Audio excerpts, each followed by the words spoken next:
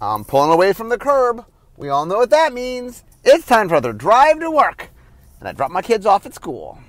Okay, so last we left off, we were talking about War of the Spark. So I'm going through and telling stories by different cards. So we are up to E, I believe. So we're going to start today with Enter the God Eternals. So this spell costs 2 blue, blue, black. So 5 mana total, 2 of which is blue, 1 of which is black. It's a sorcery. It says, Enter the God Eternals deals 4 damage to target creature, and you gain life equal to the damage dealt this way. Target player puts the top 4 cards of their library into their graveyard, amass 4. Remember, amass means put whatever the number is. 4 +1/+1 counters on an army you control. If you don't control one, create a 0/0 black zombie army creature token first. Okay, so one of the things I talk a lot about this was a story. Like, we're telling a story. Not that every Magic set doesn't have some story, but this one was very story-focused. And that one of the big things was, when Doug originally sort of created this, there's a whole battle. It's not just, there's a fight. The fight begins in the morning, it goes through the midday, it comes into the dusk, and then it ends at night. And it's a all day long fight. And there's a lot of different parts to it. So one of the things that happens, one of the things that Doug definitely wanted to do was have some back and forth in the fight. Part of what makes the fight interesting is, like, one side seems to be winning and the other side seems to be winning. So what happens early on in the story is Bolas opens the portal, the Eternals start spilling out, and the Dreadhorde army is just killing civilians left and right, and the Planeswalkers and some of the Ravnikins jump in to try to protect them. And first, they're starting to beat back the zombies. There's a lot of zombies, but they're starting to win. And that's when through the portal comes the God Eternals. Okay, so for those who remember their Amonkhet Hour of Devastation story, when the Gatewatch went to Amonkhet, they met there was 5 gods. The world had 5 trials. Each god had a trial, and the gods represented something. And they met the gods, and then in Hour of Devastation, there were 3 other gods that were the multicolored gods that were Bolas colors, so blue, black, black, red, and red, blue. And they came and killed 4 out of the 5 of the gods. Hazaret got away, but the other 4 gods got killed. And we just thought, like, the gods are dead. But we find out here, dun dun dun, Bolas wastes nothing. He had some god corpses. He had some zombie making material lying around. Let's make some zombie gods. So through the portal walks 4 giant zombie gods. And this is going to be a problem. And so this spell represents the entering of the God Eternals, which is a big turning point where the Planeswalkers are winning, but then the gods show up. And the gods, a little harder to deal with than the average Eternal.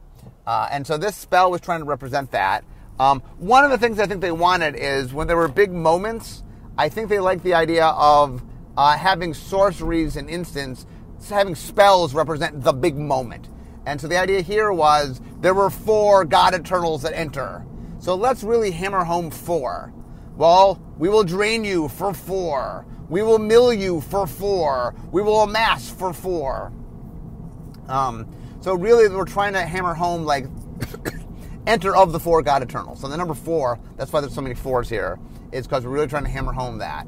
As I always talk about, there's a lot of aesthetic things that are really nice, that having numbers repeated definitely feels like this spell essentially does 3 completely different effects. It is draining you, it is milling you, it is making an army. And normally those effects don't really have anything to do with each other, but all of a sudden you tie a number to them and it starts making them feel more cohesive. This is a lot of the power of aesthetics, and that having something unify them takes things that normally might be completely disconnected. What is draining and milling and creating creatures have to do with each other? But through the use of a singular creature and a flavor, it's the God Eternals, takes a spell that might seem, unconnected and makes it feel more cohesive and whole. And for that reason, I think it's a pretty cool spell. Okay, next. Evolution Saga. Okay, so Evolution Saga costs 2 and a green, so 3 mana total, 1 of which is green. It's a 3/2 elf druid, so it's a creature. whenever a land enters the battlefield under your control, proliferate. So proliferate is choose any number of permanents and or players, then given each other counters of each kind already there. So one of the things we do whenever we bring back a mechanic is we always examine it and say, are there little tiny tweaks to how it works that we want to sort of retweak? And we did here with proliferate. What we did basically is before, let's say a creature or a player had more than one counter.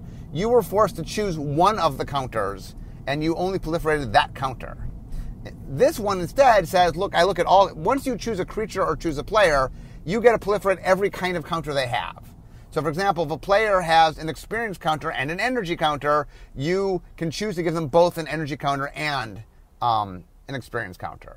And the idea here is, the reason we did this is, one, it just makes the card slightly more powerful, and it just makes less clicks in digital. It just makes it a little cleaner of a template. Now, it is true if a player has both a positive and a negative counter, although the really only negative counters, not a lot of negative counters, poison being the big one. The idea is if your opponent has a poison counter and an energy counter or experience counter, you have to choose whether to give them both counters, the positive and the negative, or not give them, and you have that decision to make. That doesn't happen very often. I mean, in general, there's more positive things than negative things. Also, on creatures, the most negative thing you would find on a creature is a -1/-1 counter, but because +1/+1 counters and -1/-1 counters negate each other, it is very hard to have a creature with both a positive and a negative counter on it. Not impossible, but very unlikely. So this change cleaned it up, made it easier for digital, and just made a more powerful mechanic. Although every once in a while it does make a decision. Making decisions aren't a bad thing. If I have to figure out whether or not what matters to me more, the poison or the experience counter, that's actually, I think, an interesting decision. The other thing this card does is you'll notice it says, whenever a land enters the battlefield under your control, ... So basically that is landfall. So one of the things that Dave Humphreys was the set lead, loves to do is he loves to bring back old mechanics, especially ability words, and stick them in the set as one-ofs. So this is a good example of, this is landfall. Why doesn't it say landfall? The reason it doesn't is, one of the things we always worry about is general vocabulary, that if you put too much vocabulary in the set, it can overwhelm people. But an ability word doesn't require to have the word. Like landfall, if you take off landfall, the card tells you what it does. And so what we tend to do is we put stuff where, if there's only one spell, like if you put landfall in the spell, it makes people believe like, oh, I got to look out, there's other landfall cards, but there's not. This is the only one. So we don't label it in sets where there's not, multiples. But the idea is, look, it still plays like landfall. Ability words you can't interact with other cards anyway. Meaning you can't do stuff like all creatures with landfall gain, because you can't trigger off things that are ability words. Anyway, this was Dave sort of combining proliferate with landfall. One of the things you'll notice here, when I made when I made proliferate back in Scars of Mirrodin, I had turned in, the team, we had turned in a much higher fan of proliferate. In fact, it was meant to be a lot more of a limited thing. But development at the time, play design at the time, got kind of nervous about it and really, really lowered the amount of proliferate. Now, be aware, in that environment, proliferate was more about punishing the opponent, of killing creatures and putting poison on them, where this is more of a building up thing. But anyway, with the play design team we have now, we are much more willing to be a little more aggressive with our proliferating, more repetitive proliferating, more proliferating at lower rarities. And so a card like this is really nice because this, Evolution Stage really allows you to sort of build in draft a proliferation deck. This is the kind of card that if you get early, you really can start choosing to take cards that are good to proliferate and building something that can proliferate. Because the key to a proliferation deck is you need to proliferate a lot. And so the spells that allow you to proliferate multiple times are very powerful in helping promote limited and constructed proliferate strategies. Next, Fibblethip Velost. 1 and a blue, so 2 mana total, one of which is blue. He's a 1/1 legendary creature, Homunculus. When Fibblethip Velost enters the battlefield, draw a card. If it entered from your library or was cast from your library, draw 2 cards instead. When Fibblethip becomes the target of a spell, shuffle Fibblethip into its owner's library. Okay, so Fibblethip first existed in, I think, original Ravnica on a card called Totally Lost. Totally Lost was a card that put a creature on the top of your library. And they drew this little homunculus.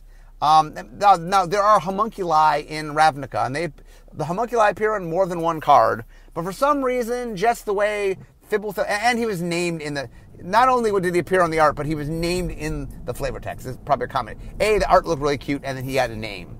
By the way, it's pronounced Fibblethip. So if you just kind of, there's no vowels in the homunculus' names, but in this particular one, if you just kind of assume there's eyes, anyway, Fibblethip. Fibblethip went on to be kind of a crowd favorite. It started with people just making memes out of him, and then we recognized that people liked him, so we made a plushie out of him, and we made some items you could buy, like a phone case and stuff. And then when we went back to Ravnica, we started hiding him in pictures. He became sort of Ravnica's Where's Waldo. And so Fibblethip just shows up a whole bunch now in just different pictures on Ravnica. So anyway, the story is I'm working on Unstable. And one of the things that the audience had been asking for is they really wanted to see Fibblethip. A bunch of them wanted to see a planeswalking Fibblethip. So I knew I needed to make some fun cards. And so I was trying to figure out what to do with my planeswalker. And so I said, what if the planeswalker was Fibblethip? That is an idea I had. So I went to talk to the creative team, and I said to them, look, I'm thinking of maybe doing a Fibblethip card, but I don't want to do one if you're going to do it. Like, if Black Border is going to do a Fibblethip card, I let it be in Black Border. But if you guys have no plans to make a Fibblethip card, I will make a Fibblethip card. And they said, no, we have plans. We would like to do a Black Border Fibblethip card. So I did not make it in Unstable, knowing that Black Border was planning to make one. One of the big things about Unstable, or just Silver Border sets in general, is I like to do things that Black Border isn't doing. So it seemed like a golden opportunity. But once I found out they were doing it, I did not make Fibblethip. So when we got to War of the Spark, so one of the problems with legendary creatures from Ravnica is in guild sets, the guild structure takes up all the legendary creatures. It's very hard to get in other legendary creatures because you have a leader of your guild, and often you have a champion of your guild, and there's a lot going on. But when we got to War of the Spark, one of the nice things about War of the Spark was it was set on Ravnica, but not a guild set. There were just spaces to do legendary things that we couldn't normally do. So one of the ideas here was, okay, now's the time to do all the legendary creatures people have ever wanted on Ravnica that have been a problem to fit in, but now that we don't have to worry about the guilds, we can fit them in. And Fibblethip fit perfectly in that camp. So I went to, I think we made an early version of Fibblethip. So Fibblethip's inspiration, by the way, in Time Spiral, I made a card called Norrin the Wary. And Norrin the Wary was a character from flavor text that had shown up in Alpha and a few other places. And basically the whole joke is he was just afraid of everything.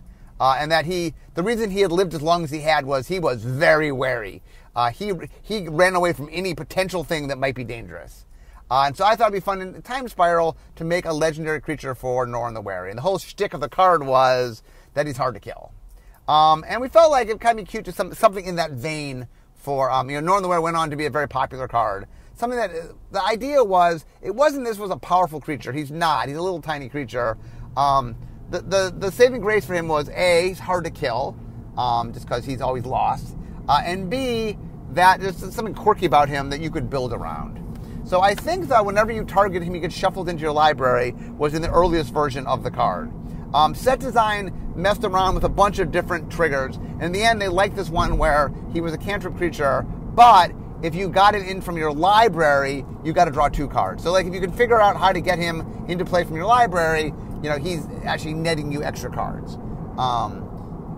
Anyway, I really enjoyed that, and I was happy with how the card came out. So that is Fibblethip. Okay, next, speaking of legendary creatures, Feather the Redeemed. So she costs red, white, white. So 3 mana total, 1 of which is red, 2 of which is white. She's a legendary angel. She's a 3/4. She's a creature, obviously. She has flying, and she has whenever you cast an instant or sorcery spell that targets a creature you control, exile that card instead of putting it into your graveyard as it resolves. If you do, return it to your hand at the beginning of the next end step. So the idea with Feather is, mechanically is that whenever you target any creature you control, instead of that going away, it kind of phases or flickers away till end of turn. It's kind of like a buyback spell, except the buyback spell, it turns all your instant sorceries into 1-turn buybacks. Meaning I get it, and and I can do it again next turn, but buyback you got it right away, so you can cast a spell many times in one turn. This keeps that from happening. Okay, so Feather, in the original Ravnica, there was a novel, and in the novel there was a beat cop, a Boros beat cop, named Agros Kos. And he had a partner who was an angel who had her feathers clipped, I think, named Feather. And we made a card out of Argus Koth, but I don't think we knew when we made the set that Feather was going to be, like, when we had planned out the novel, I guess we known who the main character was, but we didn't know the other characters in the novel. And so, once again, it was one of those things where by the time the novel got written, the set had been made. So we never made Feather. And people are like, where's Feather? Where's Feather? Because whenever we make a character that has a name, people are like, where's that character? And so Feather, we talked about Feather showing up in Return to Ravnica, or in Gatecrash, I guess that's where Boros was. But the problem was she wasn't really she wasn't one of the leaders anymore of the Boros. In fact, she never really was the leader of the Boros. And anyway, we almost put her in Gatecrash, and then we talked about putting her, I think, in the Commander deck. There have been a bunch of times we tried to get her in the sets and just never found the right spot. But it was War of the Spark. We were in Ravnica, and we didn't have to worry about guilds. So it was time to do characters people have been asking for. So Feather is another. Now, Feather also does another thing people have been asking for, is a lot of times red-white legendary creatures, especially Boros ones, tend to be fighting-oriented. They tend to be aggressive. And in Commander, aggressive decks just aren't particularly strong because you tend to run out of steam, and everybody starts with more life, and there's more opponents you have to defeat. So instead of having to take 20 points from one person, you got to take 40 points from 3 or 4 or 5 people. So aggressive decks don't work quite as well. So one of the issues is red and white decks tend to be very combat oriented, especially in Boros. And so we've got a lot of requests for, can you give me different things to do with my red-white? Give me commanders in red-white that just do different things. And so we saw an opportunity to do Feather, and we saw an opportunity to do something that's a little bit different, that is a red-white deck you can play that might do some cool stuff in, because repeatable spells, for example, people are always asking about white and red getting more card advantage. And this is a good way to get card advantage, where, whenever I cast a spell targeting one of my creatures, I essentially draw a new card. I mean, at end of turn, it's the card I already had, but essentially I'm going up in card advantage, that I'm able to cast these spells every turn. And that helps really sort of up the virtual card advantage. It's not even virtual. It's real card advantage. You're not drawing new cards, but you are essentially drawing cards that are the cards you already had, which can be very powerful as it allows you over time to sort of build up your hand. Anyway, that was Feather. Feather actually has been quite popular, so I'm glad. I knew it took a while to get Feather out, but I'm glad people are enjoying Feather. Okay, next, the finales. The finales were a cycle. Are they rare or mythic rare? I think they're mythic rare. So they are cycles that are X spells, meaning they're all sorceries. They all cost X colored mana. We call M. M stands for colored mana. It used to be C, by the way. C used to stand for colored mana. But then we made colorless mana, and C is now colorless mana. So we now use M to mean mana of... We use this like in cycles, that this represents colored mana. So XMM in design speak would mean X and the appropriate mana of the color in its color. And each one of these represents a big climactic moment in the story. But the cool mechanical thing of it is they're an X spell, they do something, but if X is 10 or greater, so if you spend 12 or more mana on it, the effect goes into overdrive. So let's go through that. I'm going to go through these in alphabetical order, so not WUBRG order. So, Finale of Devastation. X green, sorcery. Search your library and or graveyard for a creature card with converted mana cost X or less, and put it onto the battlefield. If you search your library this way, shuffle it. If X is 10 or more, creatures you control get +X and gain haste until end of turn. Okay, now green is king of getting creatures out of the library. This can get them out of the graveyard. Green does not normally reanimate things, so this is a little bit of a bend for green. Green normally can get its own... green has creatures that can get themselves out of the graveyard. It doesn't traditionally reanimate other things, so this is special here. This is a little bit of a bend. But overall, green is number one in getting cards out of a library. And the idea here is that if I do this late enough, if I have 10 mana, I can get a creature that costs 10 or less. Or note, by the way, X isn't locked at 10. You can spend as much mana as you want. So if for some reason you have an 11 cost or 12 cost creature, you can spend more mana. The idea is at 10, most creatures you can go get. But at 10 X, if you spend 10 green, I can go get a creature that costs 10 or less from anywhere, graveyard or library, put it in play. It gets +10/+10 and haste. It can attack right away. I'll note, by the way, that Finale of Devastation is a card in this set that allows you to get Fibblethip into play from your library. So while the card wasn't necessarily designed, it wasn't designed to be built around Unlimited. It's a rare card. We did know that, okay, well, if you happen, not that you'll get Fibblethip and Finale of Devastation all that often, but it is possible. It is possible to get 2 cards off of Fibblethip within Limited. Okay, next, Finale of Eternity, X black. So it's an X spell with 2 black mana. Sorcery, destroy up to 3 target creatures with toughness X or less. If X is 10 or more, all creatures from your graveyard go to the battlefield. Return all creatures from the graveyard to the battlefield. So the idea here was, I think they toyed around at some point with killing X creatures, but it just proved to be a little bit too powerful. So now it's like, well, it only ever kills 3 creatures. The reason you want X to be bigger is you got to kill bigger creatures if you have a higher X. And the reason you want to get to 10 black is not only do you kill things, but you then rise all the creatures out of your graveyard.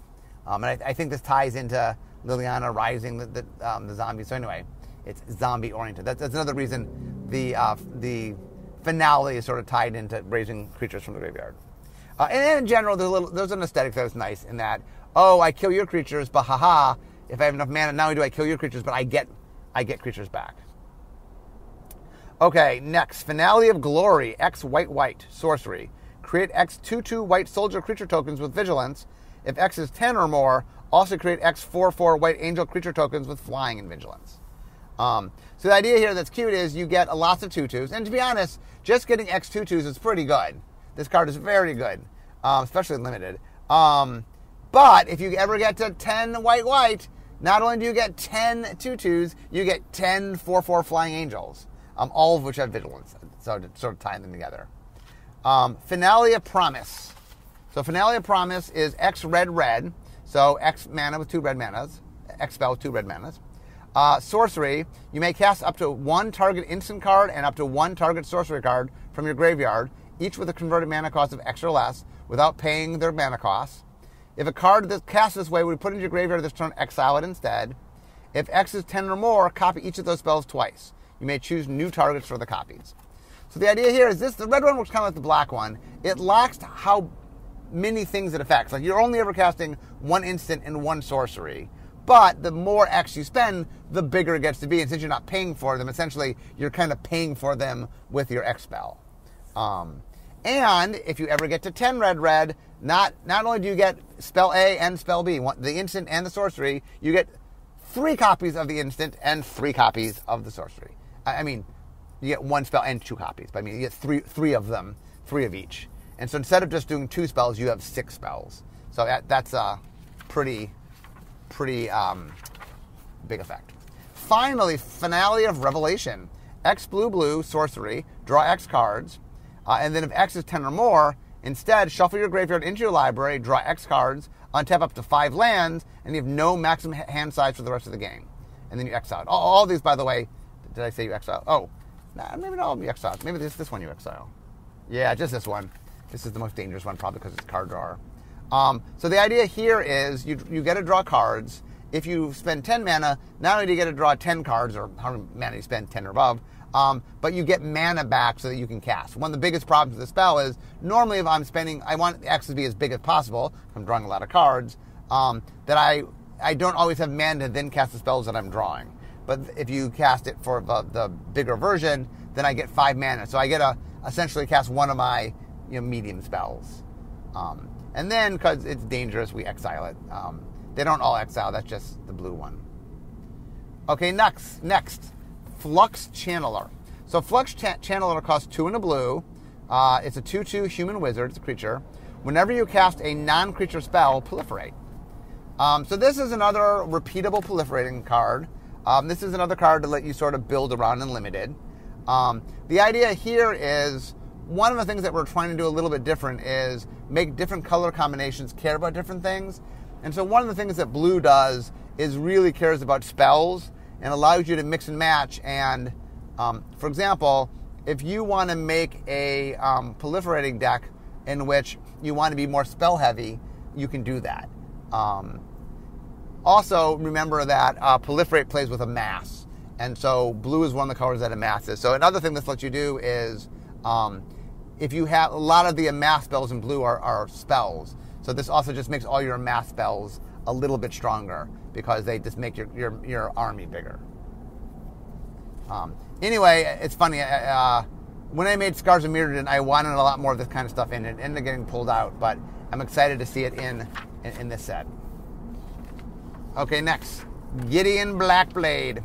So 1 white, legendary Planeswalker Gideon. As long as it's your turn, Gideon Blackblade is a 4/4 human soldier creature with indestructible. It's still a Planeswalker. The second thing is prevent all damage that be dealt to Gideon Blackblade during your turn. +1, up to one other target creature you control gains your choice of Vigilance, Lifelink, and Indestructible to end of turn. -6 energy, exile target non-land permanent. Oh, and he has a loyalty of 4. I don't think I said that. So the idea is you get him into play. He's a creature. On your turn, he's always a creature. 4/4 human soldier, indestructible, because that's kind of his thing. By the way, one of the things we try to do is we try to make sure that each Planeswalker has a mechanical identity that is uniquely their own. Gideon is one of the strongest identities. Is Gideon gets in the fight. Gideon becomes a creature and gets into the fight. And that's a real telling element of all the Gideons. Is like, well, Gideon isn't just going to stand back and cast spells. He's going to fight. So he always becomes a creature. Here, he's a mythic rare. We have 4 slots of the mythic rare. He's the only one that does 2 slots for static/triggered abilities. Why this isn't one ability? I mean, it protects him in a couple different ways, and it needed to be 2 abilities. I'm not quite sure. And his plus ability is sort of make to help others, and then his minus is very useful, answers a lot of issues. So he starts with loyalty 4 and his ultimate's -6. So it doesn't take that long to get to the point, and that ability is very useful. In early design, we played around a bit with this Planeswalker playing up his story beat a little more, his big sacrifice, spoilers. And for a while, we actually had a version where he could sacrifice himself to protect other things, but it was a little bit rules complex. And anyway, it was a cute idea and it was very flavorful, but it didn't end up playing quite as well. So we ended up not doing it. But I normally envision when we do the Planeswalkers, we tend to take a very flavorful stab at them, and then as they get into set design, they have to play around with making sure they're playable in standard and stuff, and so they tend to have to tweak them to make sure that works. Okay, so I talked about the God Eternals, so let's go more in detail on the God Eternals. So there's a cycle of God Eternals. Now note, there's a missing red God because Hazoret did not die. I will get there. We did fill in the red God with a native from Ravnica. Also a god, although not a zombie god. Okay, so God Eternal Bantu. 3 black for a 5/6 legendary creature. It's a zombie god. It's got Menace. When God Eternal Bantu enters the battlefield, sacrifice any number of other permanents, then draw that many cards. When God Eternal Bantu dies or is put into exile from the battlefield, you may put it in its owner's library 3rd from the top. Okay, so a couple ways we built the gods. First off, all the gods had a creature ability in their version in Amonkhet. We kept that. So Bantu had Menace, he has Menace now. We wanted a little bit of continuity. They all had Indestructible in their Amonkhet versions. We wanted to make it a little bit easier to deal with them so that you could actually make them go away for a while. Now, given they come back, so their indestructibility, rather than make them hard to destroy, it's sort of like, well, they keep coming back. So it has a flavor of indestructibility without actually being indestructible. So that was us sort of making a slightly less indestructible. And then their other ability, it had to fit to their overall flavor. Remember, the gods each had sort of a flavor to them, what their trial was about. And Bantu was ambition, I believe. So the idea of doing what it takes to get what you want is very much a Bantu thing. So his ability really does that. Hey, you want to get ahead and get cards? Well, you can do that, but it's going to cost something, and that's your creatures. Or your permanent, sorry, not just creatures. But anyway, that is Bantu. So God Eternal Kefnet.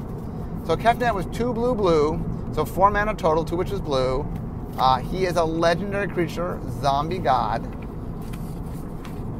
He's 4/5. He has flying. You may reveal the first card you draw each turn as you draw it. Whenever you reveal an instant or sorcery card this way, copy that card and you may cast the copy.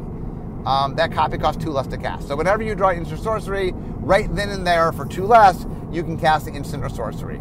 And then he has the shuffle back in thing that all the gods have. So once again, Kefnet had flying originally. He has flying here. He's all about wisdom. So we have a card drawing ability. Like he's all about I think knowledge was his thing.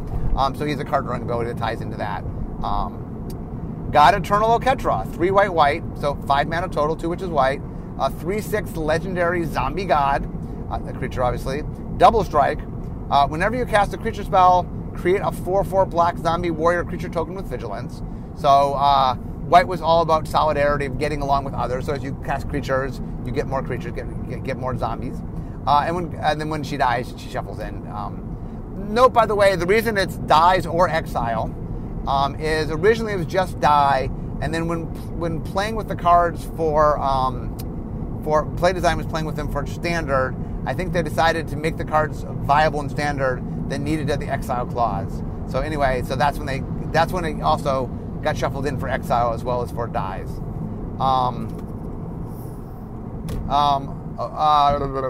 The other note we got on Oketra is a lot of people are like, why doesn't she have reach? Because in the story, Oketra, she has her weapon is this bow, and Gideon gets this Pegasus that she ends up taking out. And she's like, oh, in the story, we see her. She kills the Pegasus. That flies. She should have reach. And the problem is, it's a cycle. The gods all have the ability they had originally. No god has 2 abilities. And so part of trying to keep them consistent. Also, she had a bow before, by the way. She did have a bow. Like, she has the same weapon she had before. She didn't have reach last time. So anyway, even though there is a story point, the balance of the cards and making the cycle work the same and having them overlap with the Amonkhet stuff, we decided just was more important than this one story moment of her firing down the Pegasus. Finally, God Eternal Ronas. 3 green, legendary creature, zombie god, 5/5, death touch. When God Eternal Ronas enters the battlefield, double the power of each other creature you control until end of turn. Those creatures gain vigilance until end of turn. So you make them, you double their power and you give them vigilance. And then when it dies or is exiled, obviously it's third from the top. Green, Ronas was all about strength, so it makes things stronger. And once again, it's just sort of an effect that if you can use this, it just gives all of your creatures a big boost. The Eternals ended up being very powerful. One of the notes that we got was that in Limited, they're very hard to deal with. I know these things were pushed for standard, and normally we don't worry too much about mythic rares. Like, mythic rares tend to be bombs in Limited. In retrospect, knowing what I know now, yeah, maybe we were supposed to put a few more answers specifically for the gods in at lower rarities. I know blue has Kasmina Transformation, but there's not a lot of other clean answers of the gods at common because of Amass. There's no pacifism and no lockdown. There's some cards that normally you would use to deal with the gods we don't have because we sort of didn't want to harm armies. Anyway, I don't know if in retrospect maybe we're supposed to make a pacifism and not work on token creatures or something. But anyway, I have gotten the note that the gods are a little bit hard to deal with, a little harder to deal with than people like in Limited. So, message received. Okay, next is Huatli. Huatli's Raptor. So green and a white for a 2/3 vigilance dinosaur. And when Huatli's Raptor enters the battlefield, proliferate. So I think this card pre-existed Huatli, like pre-existing being Huatli's card. So one thing we did with all of Planeswalkers is we gave them a signature spell, which represented their kind of magic. Huatli's big thing is dinosaurs. We wanted to have a dinosaur, so we said, okay, we should make one of the creatures hers. This card, I think, was white-green already. The proliferate is in white, green, and blue, and it just thematically sort of fit. So I think we made this and then later realized that it would make sense being like that we could make this. We knew we needed a dinosaur. We knew Huatli was white-green. This card was white-green. Like, oh, this could be Huatli's dinosaur. So it sort of all came together. But the card was first designed, I believe, in a vacuum as a proliferate helper for white-green, and then realized that, oh, that makes sense. That could be Huatli's dinosaur. So Huatli, the sun's heart. So 2 and a hybrid mana. The hybrid is green or white. So 2 and green or white. A legendary creature Huatli, loyalty 7. Each creature you control assigns combat damage equal to its toughness rather than its power. And then -3, you gain life equal to the greatest toughness among creatures you control. So the idea here was we were trying to make an ability that Huatli plays with dinosaurs and bigger creatures. We wanted an ability that played well with bigger creatures, but also worked in limited, that didn't require big creatures, just was better with bigger creatures. And so we ended up using what we call the Doran ability, which was first seen on Doran in I think it was Lorwyn. And Dorwyn was green, white, black, and had this ability that did damage equal to his toughness rather than his power. It was done at the time as kind of a tree, like an unofficial tree folk lord. It didn't say tree folk, but tree folk tend to have a lot of toughness, so it worked well with tree folk. That ability proved to be pretty popular. We've brought it back a number of times. I think now it's base green, primary green, secondary white. So green and white seemed like a fine place to put it. One of the challenges in general with bringing all the Planeswalkers into the set is each one of them had things that kind of connected to stuff that made sense in their home world that may or may not make sense here. Like there's not a lot of dinosaurs here, so giving her exactly dinosaur tribal would have been weird. There just wasn't enough dinosaurs to make it work. But we gave her an ability that plays well with dinosaurs. If you want to make a dinosaur deck and put Huatli the Sun's Heart in it, it'll play nicely there. The other thing we did is we wanted to tie the static ability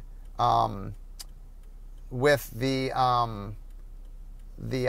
minus loyalty ability, and by, once again, this is another trick of how aesthetics works, is by connecting them, by having something connect them, like, oh, they both care about toughness, and all of a sudden, life gain and damage, which don't normally seem, necessarily all that connected, start feeling connected, like, oh, she cares about toughness. Well, she cares about toughness for combat damage. She cares about toughness for life gain. So the other white-green Planeswalker, which is Ajani at rare, also has some life gain. We talked a little bit if it was okay that they both had life gain. We decided that life gain is such a good part of green-white, it's pretty universal, meaning every deck can use it.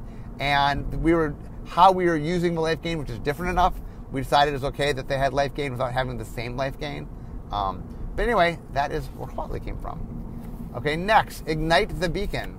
Instant. Search your library for up to 2 Planeswalker cards, reveal them, put them into your hand, shuffle your library. So one of the things we tend to do, we don't do a lot of tutoring these days. Tutoring means go to your library, get a card, put it into your hand. But when we have a theme, we like to make sure people have access to the theme. So we did want to put, we once before had done a card that's capable of, I think we did in Dominaria, I think we did a card that tutored for historic things, of which Legendary is a subset. So this card specifically is just, of which Planeswalkers is a subset. This card just gets Planeswalkers, but it gets you 2 of them, and we kept it in white, which is where we doing tutoring for Planeswalkers.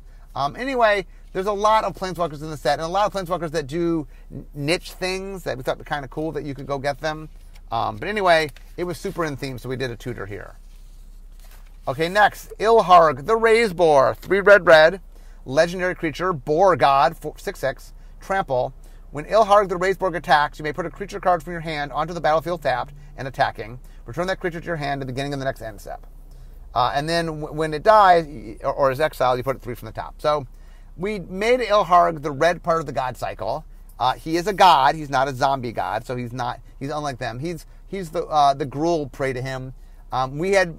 The creative had put him into the story because they knew there was going to be a gap in red, and sort of made this opportunity so when we needed to get there, we could fill out the god cycle. And so there is the god in red. Given not a zombie god, not covered in Lazotep or anything.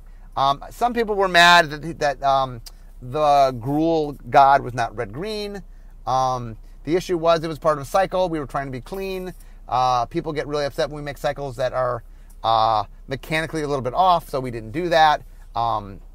It's one of those things where, I call it the Vorthos versus Mel problem, or a Vorthos versus Mel problem, where some people like flavor above all. I don't care if cards are not exactly the same if it matches the flavor. And some players are like, no, you make cycles. The cleanliness of the cycle is important to me. I don't care if it's not 100% matching flavor if the design is there. And so that is the point where Vorthoses want one thing and Mel want another. Vorthos and Mel often can overlap and agree and want the same things. But in this particular case, we leaned more toward the Mel way of thinking of making a cycle, making it clean and connected. People really dislike when our cycles are not kind of connected. And so we did that here. Given that it's not a zombie, so I mean, it's not perfectly connected. They're not all zombie guys. But because zombies don't matter, they matter a little tiny bit. They don't matter a lot. Most of the zombies that matter in this is zombie tokens, of which these aren't zombie tokens. So we decided that's where we'd have the disconnect, where we'd have the flavor disconnect, but mechanically have them line up. Anyway, Ilharg is borrowing an ability from a card called Sneak Attack that I made way back in Tempest. We've done a few cards I think Sneak Attack has inspired a few other cards.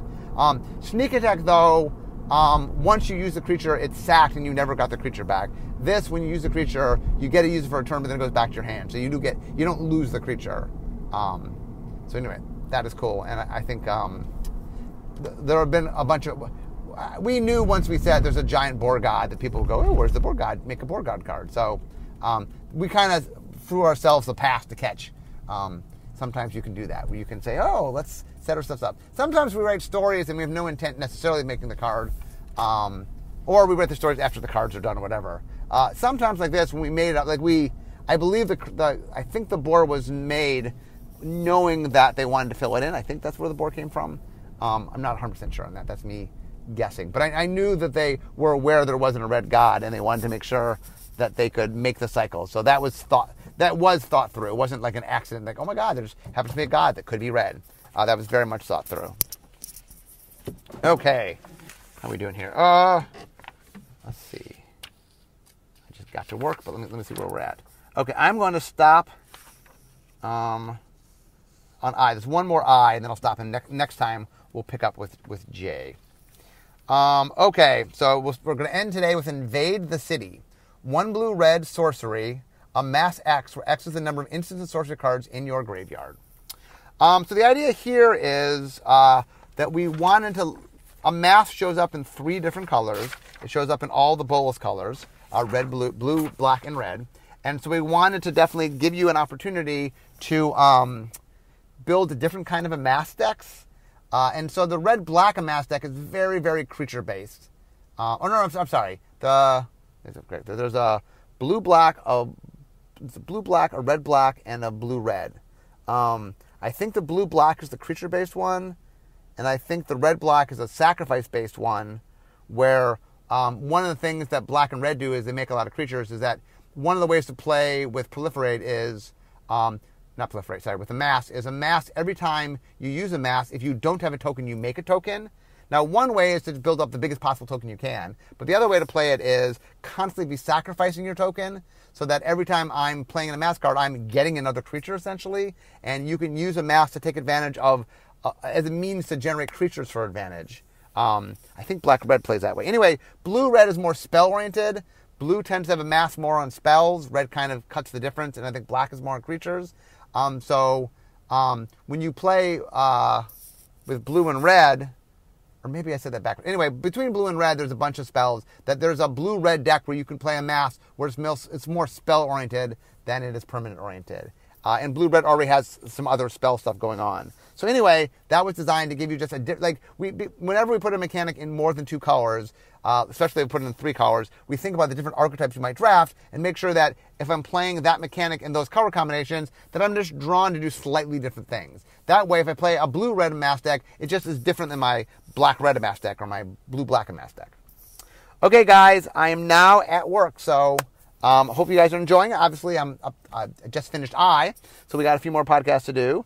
I hope you guys are enjoying it. It's fun talking War of the Spark, but I'm now at work. So we all know what that means. This is the end of my drive to work. So instead of talking magic, it's time for me to be making magic. I'll see you guys next time. Bye-bye.